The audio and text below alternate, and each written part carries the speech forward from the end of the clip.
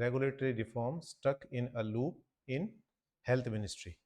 इसमें किस चीज़ की बात कर रखी है? यहाँ ये कह रहे हैं कि drug controller general of India और इनकी और ministry of health and family welfare policies की बात कर रहे हैं। 3 इश्यूज, 3 मेन इशू है इसके अंदर। पहला है रिकॉल गाइडलाइंस और guidelines on good distribution practice and the use of similar brand name by pharmaceutical companies for their drug. तो पहले हमें इन 3 इशू को समझना पड़ेगा। तो ड्रग रिकॉल क्या है, पहले तो ये समझते हैं। जैसे आपने सुना होगा, कंपनी, कार कंपनी होती है, उसके अंदर कोई प्रोडक्ट गलत आ जाता है, तो आपने सुना होगा ना, उनने सबने सारी गाड़ियों को रिकॉल कर लिया, उसके अंदर रिप्लेस किया, तो यहाँ तो रिप्लेसमेंट हो गई। ड्रग रिकॉल के अंदर भी ये होता है, यदि कोई ड्रग सब स्टैंडर्ड है या कोई गलत ड्रग है या उसका प्रिस्क्रिप्शन जो उसके कवर पे दे रखा है उसके अकॉर्डिंग नहीं है या वो ड्रग बैन है, इन सारी चीज़ों में आता है, तो उस ड्रग को रिकॉल करने की गवर्नमेंट उसको रिकॉल कर सकती है। रिकॉल का मतलब ये है मार्केट में जितना भी डिस्ट्रीब्यूशन हो रखा है उसको, और जिनने भी यूज की है उसको पैसा रिफंड। ये दोनों चीज की पॉलिसी है। लेकिन अभी तक ऐसा कोई बहुत इफेक्टिव ये हुआ नहीं है। क्यों नहीं हुआ? उसका रीजन है। उसका रीजन ये है क्योंकि इसमें पनिशमेंट ही नहीं है। ऐसा कुछ हो जाए तो बहुत सारी बैन ड्रग आज तक चल रही है, कोई रिकॉल नहीं कराता। तो ये पॉलिसी जब तक स्ट्रिक्ट लागू नहीं होगी तब तक बात नहीं बनेगी।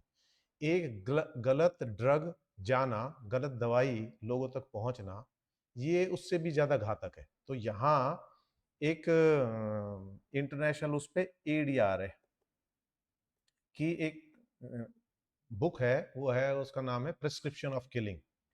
वो बहुत स्पष्ट रूप से कहती है कि जितने लोग दवाइयों से मरते हैं उससे बहुत कम लोग दवाई ना लेने पर मरे।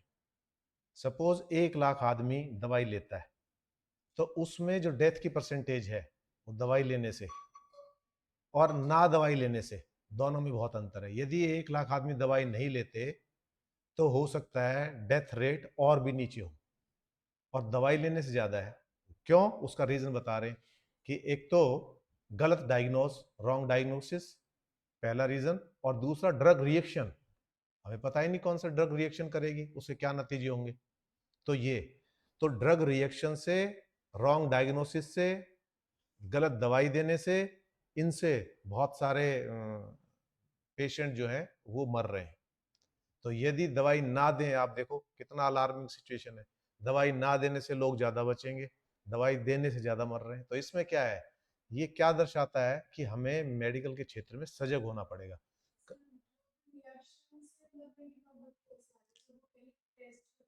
टेस्ट नहीं कर पाते ना वो, बहुत सारी इमरजेंसी केसेस में बहुत सारी ड्रग से कॉम्बिनेशन देते हैं, किस ड्रग को लेकर क्या है बॉडी का रिएक्शन पता नहीं होता, उसने कभी पहले नहीं ली है ड्रग।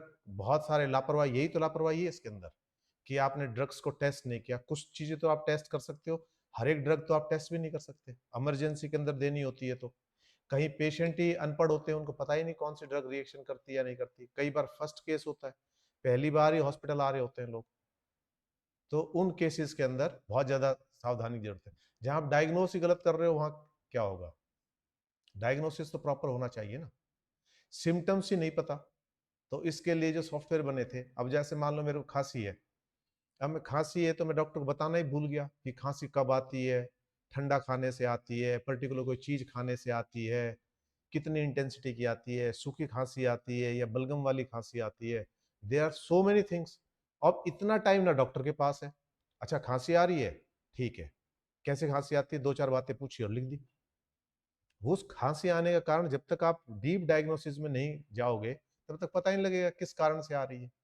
तो इसलिए क्या होना चाहिए, वैसे होना ये चाहिए कि उस पेशेंट की तसल्ली से सारी डिटेल्स भरी होनी चाहिए और फोर्सफुली उससे पूछे। पेशेंट कई बार नहीं बता पाता बाद में, और ये बताता है तो टर्म्स ऐसे यूज करता है जो टर्म्स डॉक्टर के समझ में नहीं आ रही। जैसे हरियाणा में करते हैं, मेरे तो जी मिचला रहा है, अब वो जी मिचला रहा है, he is unable to understand. AIIMS का डॉक्टर क्या समझेगा कि जी मिचलाने का मतलब क्या है? और यदि उससे पूछा जाए कि बताओ, तो he is unable to describe that also कि जी मिचलाने का मतलब क्या है। तो लोकल वर्ड्स भी होते हैं, उनको भी समझना जरूरी है।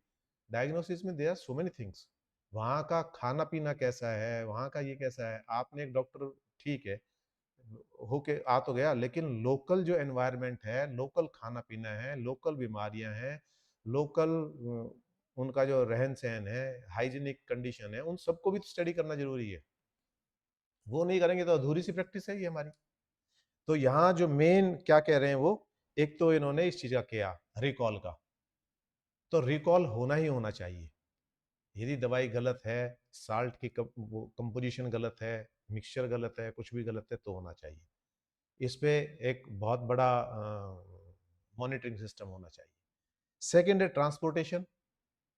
दवाइयों की जब ट्रांसपोर्टेशन होती है तो उसमें किन कंडीशंस में दवाई जा रही है हमें पता ही नहीं है। बहुत सारी दवाई आपने देखा होगा, यदि उनके आप पैकेट पे देखोगे, उस पर लिखा होता है स्टोर इन कूल प्लेस। और हाँ, और बहुत सारी में टेम्परेचर भी होता है मेंशन कि इतना टेम्परेचर है। ट्रेन के अंदर जा रही है, ट्रक में जा रही है, ट्रक का एसी काम नहीं कर रहा है, नॉन एसी ट्रांसपोर्टेशन में जा रही है, तो दवाई की नेचर तो वो हो रही है ना, 48-48 डिग्री टेम्परेचर पहुंच जाता है। वो गाड़ी धूप में खड़ी है, वो टीन का वो है, कंटेनर है, उसका टेम्परेचर और भी ज्यादा बढ़ गया। फिर जिस मेडिकल स्टोर के अंदर स्टोर की हुई है, उसके अंदर रात को मान लो दिन में फ्रिज में भी रख दी, यहां भी मान लिया हमने, या एसी लगा हुआ है, रात को रात को तो एसी कोई ऑन नहीं छोड़ के जाता। इन सारी चीजों की मॉनिटरिंग जरूरी है। मॉनिटरिंग जरूरी इसलिए, उन ड्रग्स के फिर बाद में भी सैंपल होने चाहिए। किसी भी मेडिकल स्टोर से उठा के सैंपल चेक करो कि उसके अंदर वो ड्रग सही क्वालिटी की है या नहीं है। ये दूसरा ट्रांसपोर्टेशन का हो गया। तीसरा स्टोरेज का हो गया। स्टोरेज में लापरवाह है लोग, फ्रिज नहीं काम कर रहा तो नहीं काम कर रहा। जहां लाइट ही रेगुलर नहीं है वहां कैसे चलाएंगे, जनरेटर की फैसिलिटी नहीं है, 8 घंटे का कट है, टेम्परेचर आपने मेंटेन करना था 24 डिग्री, टेम्परेचर जा रहा है 42 डिग्री। तो कोई तो पर्पज होगा ना कि उसको स्टोरेज के लिए बोल रखा है कि कूल स्टोरेज चाहिए इस दवाई को। वो सारी चीजें, बहुत सारी दवाई होती है कि एक बार खुलने के बाद ही कंज्यूम करनी चाहिए, नहीं तो फिर वो बेकार हो जाती है। जैसे कोविड की एक जो शीशी आती थी उसके अंदर 6 डोज आती थी, 2 लग गई तो बाकी बेकार है वो। इन चीजों पे आपको मॉनिटर करना जरूरी है। रिसोर्सेज वेस्ट होते हैं, 6 आदमी इकट्ठे हो तभी लगाएं आप। स्टोरेज आपकी प्रॉपर होनी चाहिए। आपने लगा तो दिया, असर नहीं आ रहा।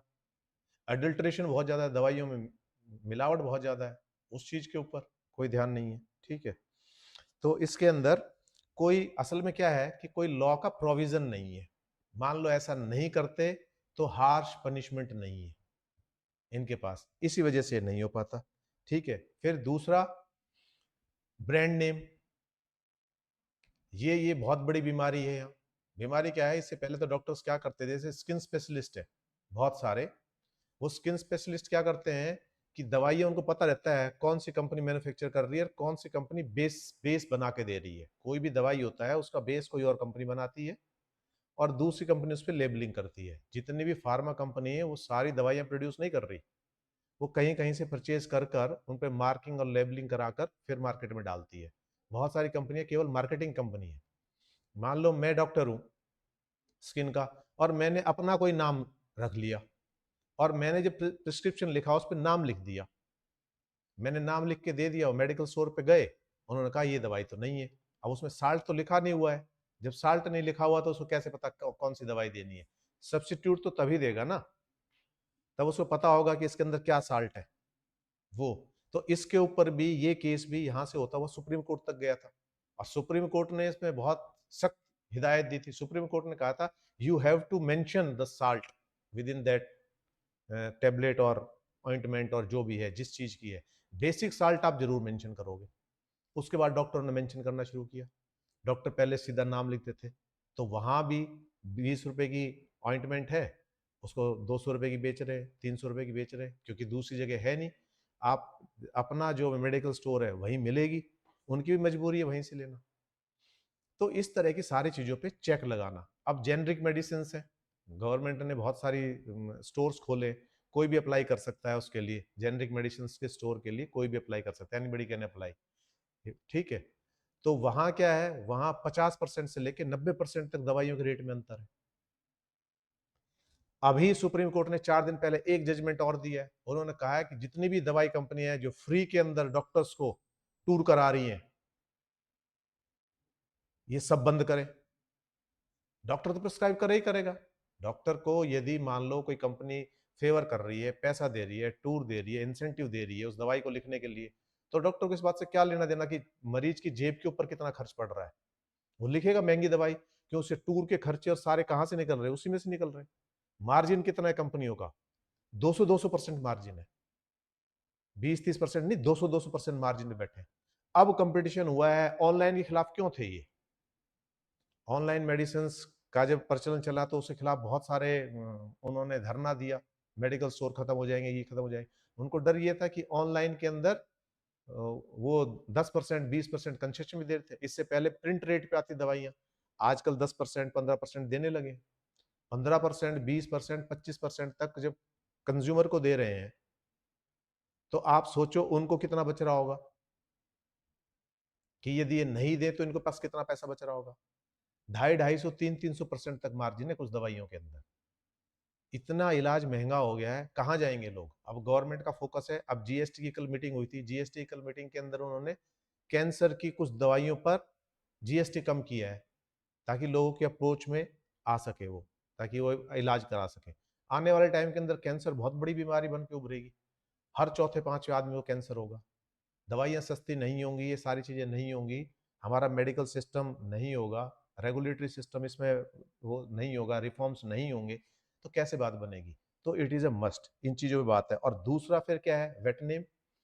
एक ही नाम से बहुत सारी दवाई हैं, मतलब उसी नाम से एक बड़ी कंपनी भी दवाई बना रही है, उसी नाम से दूसरी बना रही है, उसी नाम से तीसरी बना रही है। नाम का रजिस्ट्रेशन होना मस्ट है, और उस नाम को वेट कराना जरूरी है। वेट कराना का मतलब ये, यदि आप उस दवाई को मार्केट में लेके आते हो, तो पहले आप ये कराओगे कि इस नाम से कोई दवाई एग्जिस्ट तो नहीं कर रही, उसका नाम का वेट कराना बहुत जरूरी है। तो इन सारी चीजों के ऊपर काम करना बहुत जरूरी है। तो ये जो पूरा आर्टिकल है, ये उसी के ऊपर बेस है। ठीक है, तो तीन मेन इसमें जो बातें की थी, आप पढ़ोगे तो ये आ जाएगा इसके अंदर। ठीक, क्लियर? तो मेडिकल के उसमें कल भी आर्टिकल था, आज भी है। एक आर्टिकल और था जो बेबी फूड के बारे में था, उसमें भी ये सारी चीजें थी। हम थोड़े से पैसों के लिए कुछ भी करने को और किसी भी हद तक करने को तैयार है। आपने देखा था कोविड के दौरान एक एक इंजेक्शन जिसकी कीमत 400 रुपए थी, 500 रुपए थी, 1-1 लाख रुपए तक का बिका है, और वो भी जेन्युइन नहीं, उसके अंदर भी डिस्टिल वाटर, नकली खूब इंजेक्शन बिके हैं। लोग जान बचाने के लिए क्या नहीं करते, कर्जा भी लेते हैं, घर भी गिरवी रखते हैं, सारा कुछ करते हैं, लेकिन भी कोई फर्क नहीं पड़ता। तो सरकार को इसके अंदर मजबूत कदम उठाने ही पड़ेंगे, अदरवाइज ये रिफॉर्म्स नहीं आ सकते। इनके अंदर पनिशमेंट का प्रोविजन करना ही करना पड़ेगा। सुप्रीम कोर्ट बार बार जो कह रहा है एमआरस के ऊपर कि ये कोई भी गिफ्ट ना दें, पैसा ना दें, इंसेंटिव ना दें, बाहर ना घुमाएं, ये इसलिए तो कह रहे हैं कि ताकि खर्चा कम हो। अब कंपनी क्या है, कोई भी नई कंपनी आई है, वो सारे हथकंडे अपनाती है डॉक्टर को किसी भी तरह से अपने उसमें करने। इन सारी चीजों पे बैन होना चाहिए। सुप्रीम कोर्ट कह रहा है तो गाइडलाइन बनाओ उनके ऊपर। ये आप पढ़ोगे तो जो मेन मेन बातें थी वो मैंने क्लियर कर दी।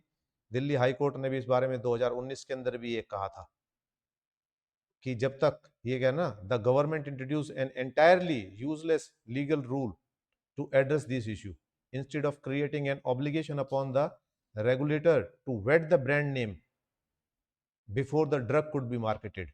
The ministry created a rule requiring pharmaceutical companies to provide a self declaration that their proposed brand name was not similar to any of the existing brand name in the market.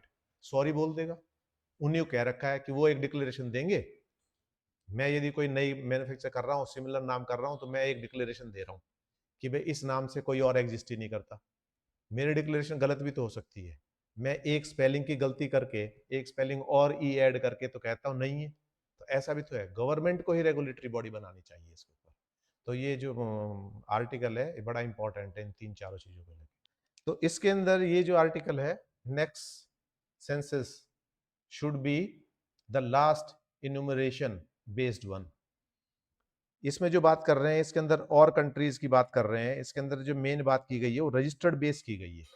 इसके अंदर बहुत सारे उनका ये लिया गया है, example लिया गया है। यहाँ आप देखो कि ये for instance the cost of 2001 census in Australia was 72 billion. However, when the registered base approach was implemented in 2011, the cost fell to 10 million, कितना कम हो गया? 72 मिलियन, 72 से रिड्यूस होकर 10 पे आ गया। यहाँ ये कहना चाह रहे हैं जैसे बच्चे का जन्म होता है, जन्म होते के साथ उसके आधार कार्ड पे हमारे पास तो यूनिक यूआईडी नंबर है, तो यूआईडी नंबर से हम क्यों नहीं कर सकते सीधा सीधा उसके अंदर जैसे बच्चे का जन्म हो अपडेट हो जाए, वहां पर उसका एडमिशन हो तो अपडेट हो जाए। हर चीज को जब हमने आधार से लिंक कर रखा है तो एक रजिस्ट्रेशन बनाया जा सकता है। तो हमारा सर्वे जो होगा उसके अंदर बहुत कम चीजें आएंगी। एक बच्चा जैसे जैसे आगे बढ़ता जाएगा वैसे वैसे सारी एंट्री, ग्रेजुएशन कर लेता है तो जब उसका मार्कशीट वहां रिलीज कर रहे हैं यहाँ अपडेट हो जाए, तो वहां वहां रिलीज हो सकता है। ये सारी चीजें करानी जरूरी है। ये सारी चीजें नहीं कराओगे तो कैसे बात बनेगी? ठीक है। तो इसके अलावा जब रजिस्टर बेस की बात करते हैं तो उसके अंदर सारी चीजें आ जाएंगी आपकी। लास्ट पैराग्राफ देखो, यहाँ ये बात कर रहा है, ये the census serves a valuable repository of data preventing to various economic endeavors, educational attainments of literacy rate, housing, domestic facilities, urbanization, migration, mortality, fertility, religion, language and additional socio-economic culture and demographic information। ये सारी चीजें आ सकती हैं उससे, और ये सारी चीजें आने से हम आगे डेवलपमेंट के अंदर डेटा तो चाहिए ना, किसी भी चीज को इम्प्लीमेंट करने के लिए, चाहे गवर्नमेंट है चाहे प्राइवेट है, उन रिसोर्सेज का पता लगे हमें किस चीज के अंदर कितने रिक्वायरमेंट है। अब एक जो वो आया हुआ है सर्वे आया है, उस सर्वे के अंदर WHO ने कह दिया कि हम चाइना की पॉपुलेशन को सुपरसीड कर गए। लेकिन चाइना की पॉपुलेशन को सुपरसीड करके हम सेंसेक्स के हिसाब से तो बात करेंगे, करें नहीं करें, तो जब 2021 के अंदर होना था वो भी नहीं हुआ, 26 के अंदर होगा, 26-27 के अंदर होगा। तो ये कह रहे हैं जो रजिस्टर्ड बेस सिस्टम है जिसके अंदर अपने आप जो अपडेट होता रहता है उस पर हमें ज्यादा ध्यान देना चाहिए। हमारा एनर्जी भी बचेगी। हम क्या कर रहे हैं, हम अलग से एजेंसी थोड़ी लगाते हैं, जो टीचर्स हैं गवर्नमेंट जॉब के अंदर जो है वो उनके साथ कुछ और अटैच करके वही लोग जाते हैं सर्वे कराने के लिए, तो वहां भी तो उनका टाइम खराब हो रहा है, बच्चों का भी वो खराब हो रहा है। तो इस चीज के लिए तो यहाँ जो रजिस्टर बेस है ये आप पढ़ लेना, उसके अंदर सारी डिटेल आ जाएंगी हमारी। रिलीजन क्या है, माइग्रेशन क्या है, आधार तो बना दिया लेकिन वो आधार वाला घूम कहाँ रहा है?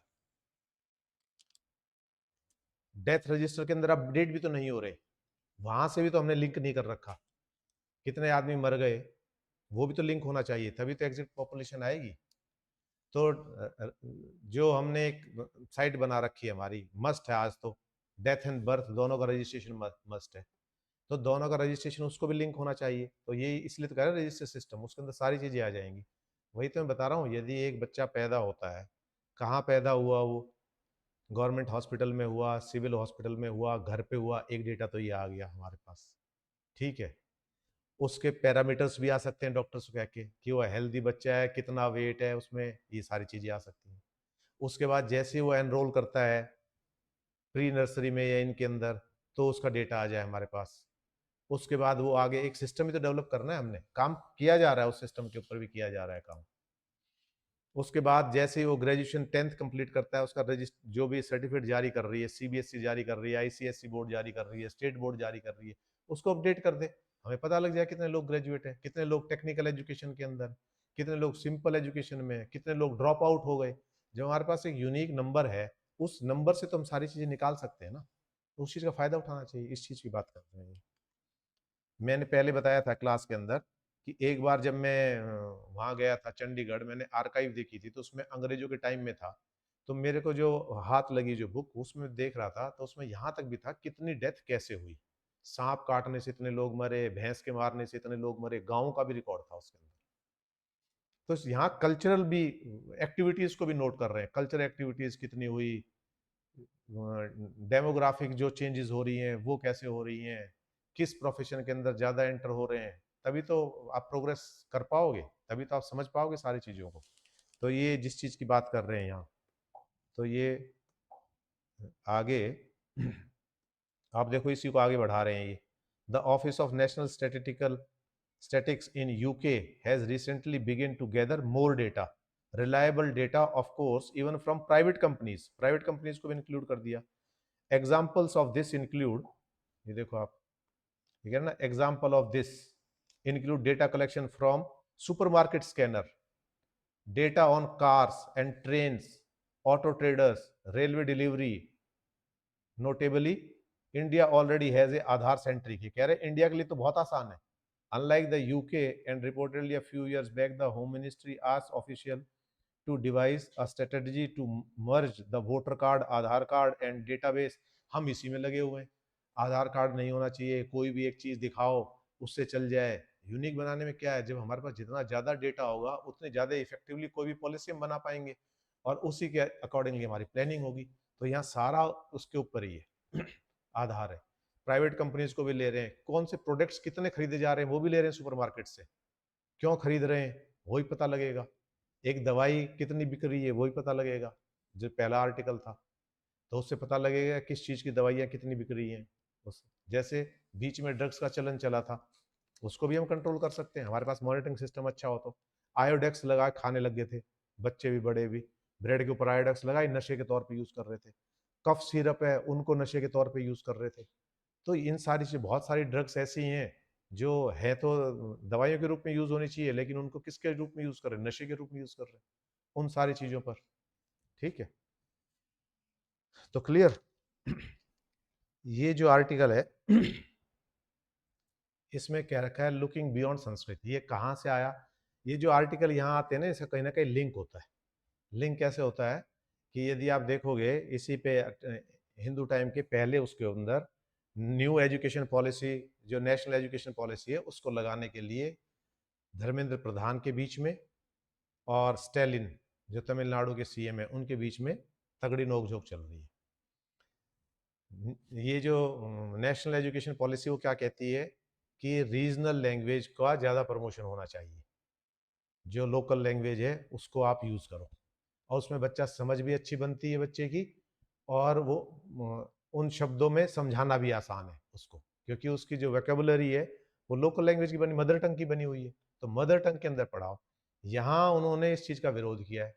तो धर्मेंद्र प्रधान ने आज जो स्टेटमेंट दे रखी है, इसका मतलब क्या है, आप मदर टंग का विरोध कर रहे हो, आप इसका कर रहे हो, इसका कर रहे हो। मैं उस टसल में नहीं जा रहा, पर वहां से निकल के ये आर्टिकल आया। इन्होंने संस्कृत के ऊपर बात की है, तो संस्कृत के ऊपर जहां बात कर रहे हैं वहां देखो आप, India Sanskrit day on August 19, ठीक है, highlighted to prompt the richness and antiquity of Sanskrit. At the same time, recognize the contribution of nation other language in equally important. While Sanskrit has played significant role in our culture, religion, religious and intellectual history, focusing solely on this ancient language may overlook the rich literary tradition of other Indian tongues. इनका मकसद तो ये है, लेकिन संस्कृत का इससे comparison नहीं हो सकता। दूसरा मुख्य क्या है, ये कह रहे हैं कि संस्कृत के ऊपर आपने, गवर्नमेंट ने 643 करोड़ रुपया खर्च कर दिया, और तमिल के ऊपर आपने जस्ट किया है 23 करोड़ रुपया खर्च। एक चीज जो रनिंग में होती है और एक चीज जो दफन हो चुकी है अतीत के अंदर, जिसके ग्रंथ मिलने मुश्किल है, उसके ऊपर, दोनों के ऊपर रिसर्च कराना, लोगों को वहां लेके जाना बहुत महंगा प्रोसीजर है। रनिंग के अंदर कोई भी चीज है तो उसके अंदर तो लिटरेचर भी लिखा जा रहा है, पढ़ा भी जा रहा है, लेकिन संस्कृत क्या है, डिस्कार्डेड हो गई है। संस्कृत रूटीन के अंदर नहीं है, चलन के अंदर नहीं है। यदि डेटा देखें तो ये बता रहा है केवल लगभग 24,000, जो 2011 का सेंसस था उसके अंदर केवल 24,000 लोग संस्कृत बोलते थे। तो 140 करोड़ की आबादी में केवल 24,000, तो ऊंट के मुंह में जीरा वाली बात भी नहीं है, ये तो बिल्कुल ही नेग्लिजिबल है, ना के बराबर ही है। लेकिन बहुत सारे कंट्री क्या कर रहे हैं, संस्कृत को प्रमोट कर रहे हैं। जैसे जर्मनी है, जर्मनी के अंदर 2-2, 3-3 संस्कृत यूनिवर्सिटी है, चाइना के अंदर संस्कृत यूनिवर्सिटी है, ऑक्सफोर्ड के अंदर संस्कृत डिपार्टमेंट है। वो किस लिए कर रहे हैं, क्योंकि Sanskrit is rich in itself, सारी चीजें उसके अंदर है। 5,000 साल पहले का यदि हम न्याय दर्शन देखें तो न्याय दर्शन आज हाउ टू कम्युनिकेट, जो मॉडर्न जितनी भी डॉक्यूमेंट्स हैं उन डॉक्यूमेंट्स में वो कहीं एडवांस बात कर रहे हैं, साइंस की बात वहीं कर रहे हैं। अब इसके अंदर जगदीश चंद्र बोस, जब उनसे कहा गया, उनको साइंस के उसके अंदर शायद नोबेल भी मिला था, उन्होंने जब ये बताया था कि पौधों में जान होती है, तो उनसे जब पूछा गया कि भाई आपको कैसे पता लगा ये, तो he was Sanskrit scholar also, तो उन्होंने बताया एक कि शस्य श्यामला मातरम जो ये आता है ना, उसमें जो शस्य शब्द आता है, उस शस्य शब्द को जो पढ़ रहे थे संस्कृत के अंदर, तो उसमें लिखा था इसका मतलब ये है मरने वाला, जो मरते हैं। तो मरते हैं इसका मतलब जिंदा होते हैं। तो उसको जब इन्होंने आगे एलोबरेट किया तो उसमें आया पौधे। तो हजारों साल पुराने 10,000 साल पहले के जो टेक्स्ट है उसमें लिखा हुआ है कि पौधे मरते हैं। मरते हैं इसका मतलब उनमें जान होती है। औषधीय पौधे होते हैं ना, बढ़ते हैं, ये सारी एट्रीब्यूट्स होते हैं।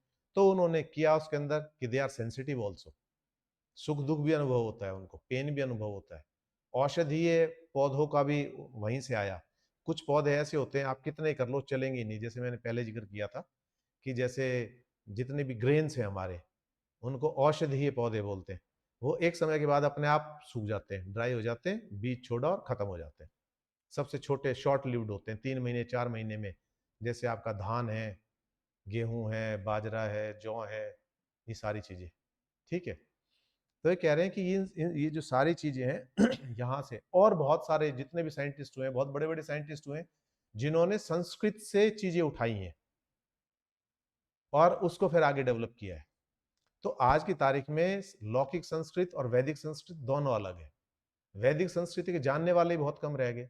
पहले यहाँ पर वाराणसी में, काशी के अंदर बहुत सारे लोग थे, लेकिन वो भी निकल के चले गए। अब रुचि बहुत लोगों की कम रह गई है संस्कृत के अंदर रिसर्च करने की इसकी। लेकिन ये ट्रेंड बाहर बढ़ रहा है।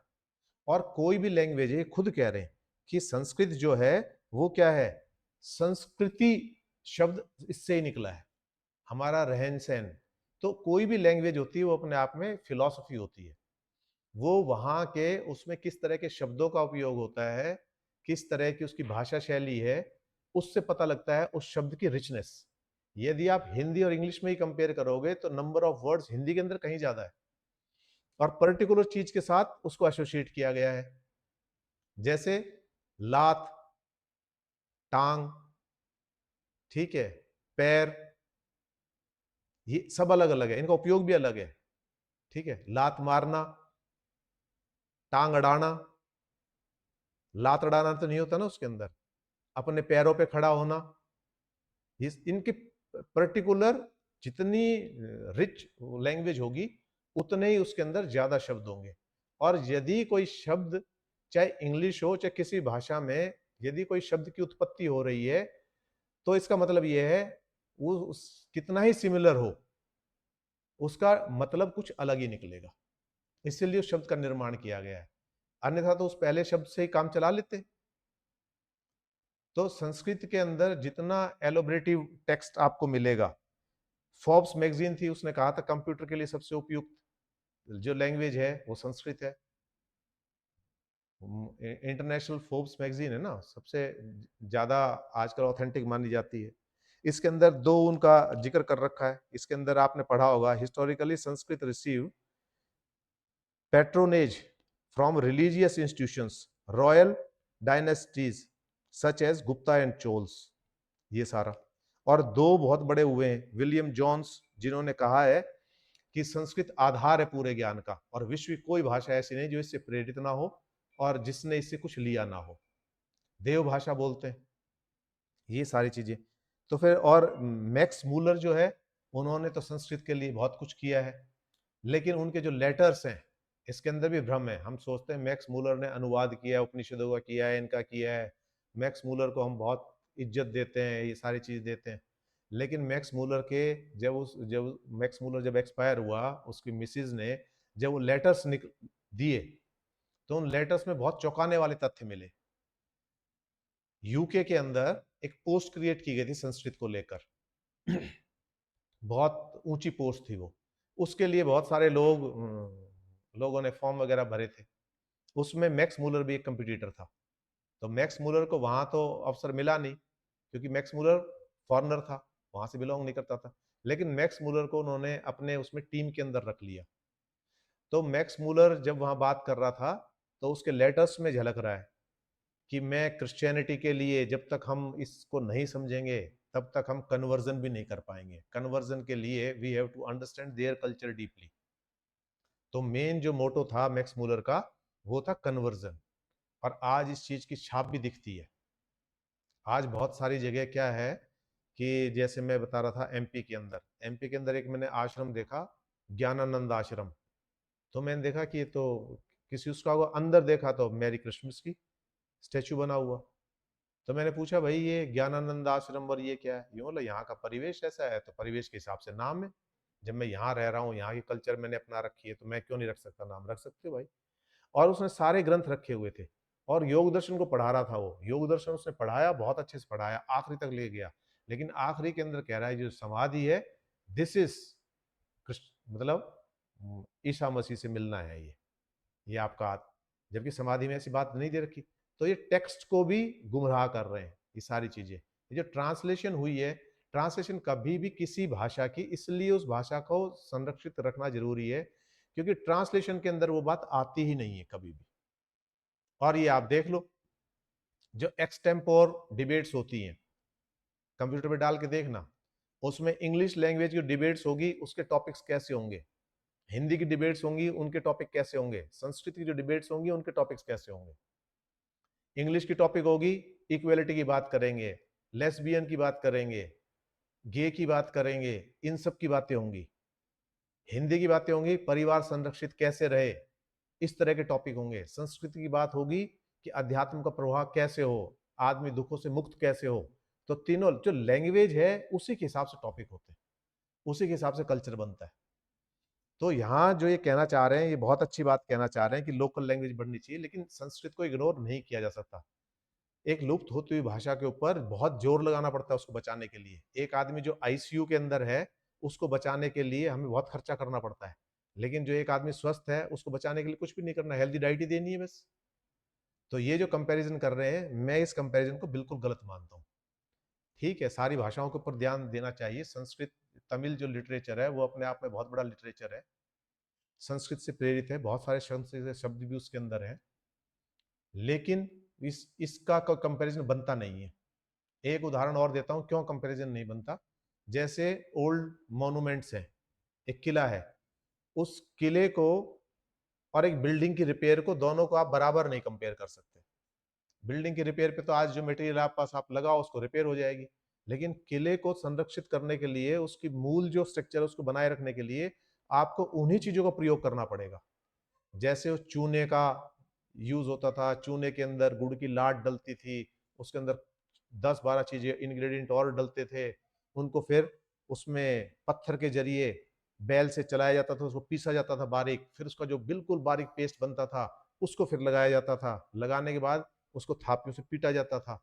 तो तभी तो आज कितने कितने पुराने किले हम देखते हैं, उनकी चमक और वो एज इट इज बनी हुई है। तो उसको यदि संरक्षण करना है तो हमें उतने महंगे उसमें जाना पड़ेगा, उसी उसमें जाना पड़ेगा। तो ये जो कंपैरिजन है, मैं इस कंपैरिजन को सही नहीं मानता कि उसके ऊपर तो नेचुरल खर्चा ज्यादा होगा ही होगा। ये ठीक है, लेकिन सारी लैंग्वेज अपने आप में एक संस्कृति लिए हुए है। तमिल लैंग्वेज भी हो गई आपकी, और बाकी जो लैंग्वेज है वो सब आदरणीय है, उन सबको प्रमोट करने के लिए गवर्नमेंट को करना चाहिए। तो ठीक है, ये आप पढ़ोगे तो सारी चीजें आ जाएंगी। तो इसके अंदर ये दे रखा है, एक और दे रखा है, language provide social and economic advantage to their speaker further marginalising other language. तो ये कह रहे हैं कि मार्जिनलाइज नहीं कर रहे, हमारा किसी से बैर भाव नहीं है, स्टेट खर्च करे खूब, सेंटर दे पैसा, खर्च किया जाना चाहिए। तो एक तरफ तो ये कह रहे हैं कि मदर टंग के अंदर बात नहीं होगी, वो पढ़ाई नहीं होगी, दूसरी तरफ ये इस चीज की हिमाकत कर रहे हैं। तो दोनों चीजें नहीं होनी चाहिए ना। तो ये तो डेथ होनी होनी है। एक मजदूर है जिसके पास खाने की रोटी नहीं है, वो एक दिन पहले तक भी काम कर रहा है, बच्चा पैदा हो गया उसके बाद भी वो काम कर रही है, आराम उसको नहीं मिल रहा, अच्छा खाना उसको नहीं मिल रहा। तो रोटी की चिंता के अंदर जो बिलो पॉवर्टी लाइन है, आप कुछ कर नहीं सकते। सरकार ने प्रोविजन किया है, वो मैं नहीं मानता कि सरकार जो 6,000 रुपये दे रही है वो डाइट पे खर्च करेंगे, क्योंकि उस डाइट से जरूरी भी उनके लिए बहुत सारी चीजें हैं। घर की छत टपक रही है, बच्चे का एडमिशन है, दवाइयाँ हैं और कुछ है, तो वो पैसा जो सरकार का है वो दूसरी जगह खर्च होगा ही होगा पक्का। तो उन सारी चीज़ों को देखते हुए ये आर्टिकल पढ़ लेना। एक आर्टिकल ये है on the challenges to road safety in India. इसके भी बहुत सारे कारण हैं यदि आप देखोगे तो। तो इसके अंदर दे रखा है, ये जो इस आर्टिकल के अंदर दो ग्राफ दे रखे हैं, ये दे रखा है, एक नीचे दे रखा है। इसके अंदर आप देखो कि पैदल चलने वाले सबसे ज्यादा मारे जा रहे हैं और दूसरे टू व्हीलर वाले। तो इसके अंदर ये दोनों चीजें हैं। प्रॉपर रोड ना होना, रोडों की मेंटेनेंस ना होना, प्रॉपर स्किल्स नहीं होना, ड्राइविंग स्किल्स नहीं होना, हेलमेट का इस्तेमाल ना करना, प्रॉपर लाइटिंग का इंडिकेटर का इस्तेमाल ना करना, ठीक है, बच्चों का चलाना, ड्रिंक करके गाड़ी चलाना, ये सारे रीज़न है। तो ये अवेयरनेस से ही कम होंगे। रोड तो काफ़ी हद तक सही बने, लेकिन अब भी उन चीज़ों को ध्यान में नहीं रखा जा रहा। तो यहाँ जो इंडिया का जो